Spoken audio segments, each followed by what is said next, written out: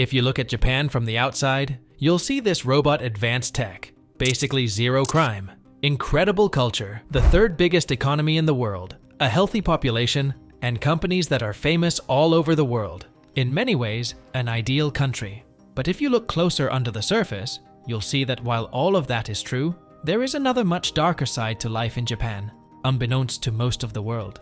Japan has millions of people who have failed to succeed in society and ended up completely isolated from it, without access to jobs, marriages, and means to live a normal and happy life.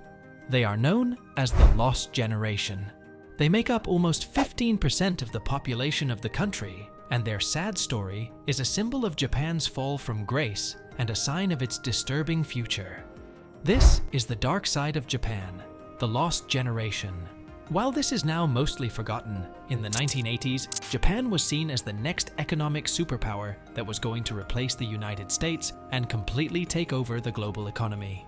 In a similar way, we might see China today. It seems so certain that there was serious anxiety about Japan in the US. Articles like this one talked about an economic Pearl Harbor and how Japan is going to buy the entire United States. Movies like Die Hard, Rising Sun, and Blade Runner all featured the trope of Japanese corporations taking over America and the world. This anxiety was the result of the Japanese miracle. 3 decades of enormous consecutive economic growth, made possible by the unique Japanese economic system that was at the time seen as superior to the Western model. Basically, it was based on cooperation between gigantic corporate cartels and the Japanese government. These cartels, called keiretsu, were basically alliances of the biggest Japanese corporations owning shares in each other. Formerly independent, they worked together to back each other up. The biggest keiretsu were given unfair support from the government in the form of enormous loans distributed by the state-owned National Bank of Japan. This basically meant that these alliances had access to an infinite stream of cash to finance their aggressive expansion abroad, while at the same time, the government would block foreign companies from expanding into the Japanese market. It wasn't a healthy system or a fair one, but it was working. The Japanese stock market was booming. Japanese products were conquering one market after another, and regular people knew that if they worked hard and got a university degree, they would get a solid job at a large corporation. That would mean the guarantee of a lifetime employment. Japan was unstoppable, and everything was going great. Until it wasn't by 1991. Japan had been growing extremely fast for 3 consecutive decades and became the second biggest economy after the United States. As the economy was growing, prices of real estate and values of companies listed on the stock market were growing as well. But by the end of the 1980s, this growth went into overdrive and turned into a speculative mania. Basically, everyone thought that the economic boom and the growth of assets would continue forever. The more you invest, the more money you will make. Meanwhile, the National Bank of Japan continued to print out and lend money to basically anyone who asked, regardless of what the money was for or how trustworthy the creditors were. Then one day, the bubble popped. Throughout the year 1990, the stock market fell by 43%, and real estate prices followed. The bursting of the bubble meant that regular people had much less money to spend, and no one was willing to invest in Japanese companies anymore, leading to an end of the economic boom. On top of that, in the years after the burst of the bubble, cracks in the Japanese system quickly began to show. It was revealed that corruption was widespread and common in Japanese business and government. From insider trading to stock manipulation and fraud, bribery, and that the practically unlimited supply of loans created hundreds of zombie companies. Businesses that would have gone bankrupt years ago but kept surviving on a never-ending supply of cheap money borrowed from the state. In 1 decade, Japan went from being called an economic tiger, riding the Japanese miracle, to being called the sick man of Asia. But while this was a drastic downfall, it wasn't that unique. Economies of different countries go up and down, and that's part of life. But in Japan, it was different. Unlike in other countries, the economic downturn in Japan had devastating effects for a whole generation.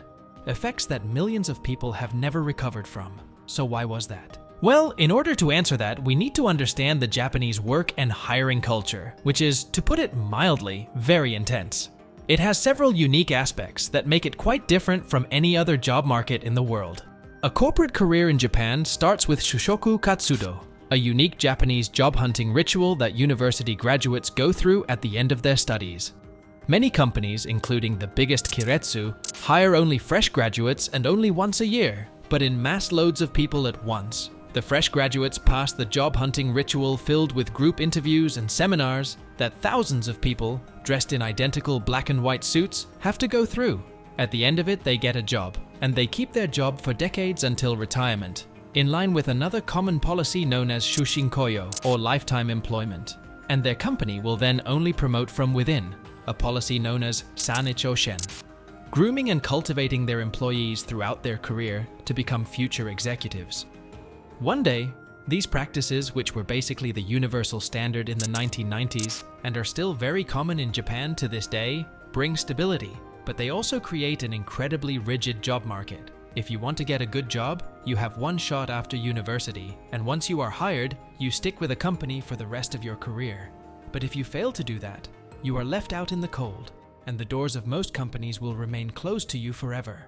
But the point is that when the economic bubble burst and the economic boom ended, this ritual was broken. While during the boom, it was not that hard to get at least some corporate job.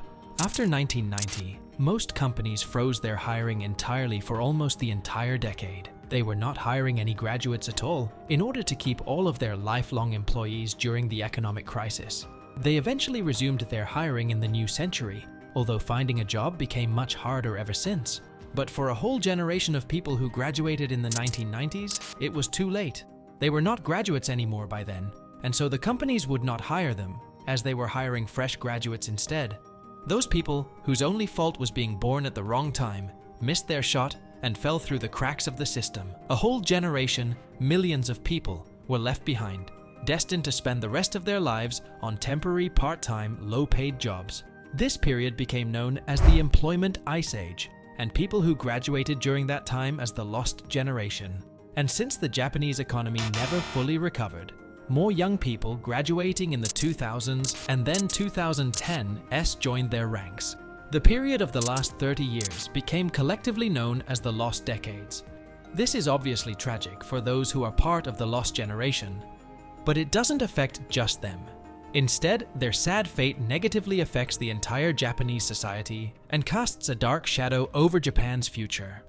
There is an entire generation of people now in their 30s and 40s who are missing from the job market entirely. They usually live with and often off their parents.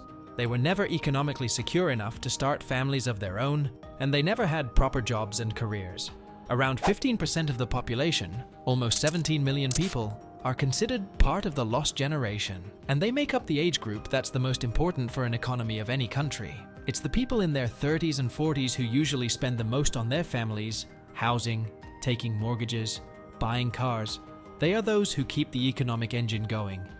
But in Japan, there's no one to do that now, and the economy is not Japan's only problem that's getting worse because of the Lost Generation. Currently, the country is dealing with what's been called super-aging Japan. It has the highest percentage of elderly people, almost 30% of the population in the world, and it's aging more rapidly than any other country. That is partly also because of the millions of children that the Lost Generation never had. By 2050, the ratio between seniors and people in a working age will be 1 to 1.3, meaning that there will be almost as many people over 65 as people between 15 and 64. In any country in the world, the elderly are dependent on the taxes paid by people in what's called productive age. But in Japan, this will be at some point simply no longer sustainable. On top of that, the Lost Generation created another social issue that is becoming increasingly damaging to the survival of the Japanese society: the phenomenon of so-called hikikomori. These are Japanese men who have voluntarily decided to completely cut themselves off from society. They're spending their lives in complete isolation, never leaving their house, and not having any social contacts at all, usually being completely financially dependent on their parents. The first hikikomori were members of the original Lost Generation, men today in their 30s and 40s who could not fulfill the requirements expected from them by the Japanese society. Get a job, climb the career ladder, start a family, and provide for them, and decided to give up entirely. But eventually, they were joined by others from the younger generations as well. who, although they did have a chance to join the job market, just found it too stressful and competitive. Today, there is almost 1 million of these men in the Japanese society, with many more on the verge of joining them. And the social phenomenon is quickly becoming a very real mainstream problem affecting the entire society. The Japanese government is aware of the extremely negative impacts that the existence of the lost generation and the growing number of hikikomori are having on the Japanese society and economy. And it has announced that it will try to help the lost generation to get back up on its feet and reintegrate those who have secluded themselves from the society. But so far, it had very little success. The problem is that the Japanese economy is still not doing great, and at the same time, it still has an extremely rigid work culture. Not only that people are expected to work extremely long hours and comply with strict hierarchy, but many companies still follow the same pattern of lifelong employment, hiring only once a year and promoting only from within the company, making it impossible for the employees to take breaks or even to get a second chance if they fail to get their foot in the door. And so, millions of people are stuck, and their numbers are constantly growing as more young people fail to succeed in the ruthless system, and eventually they just give up.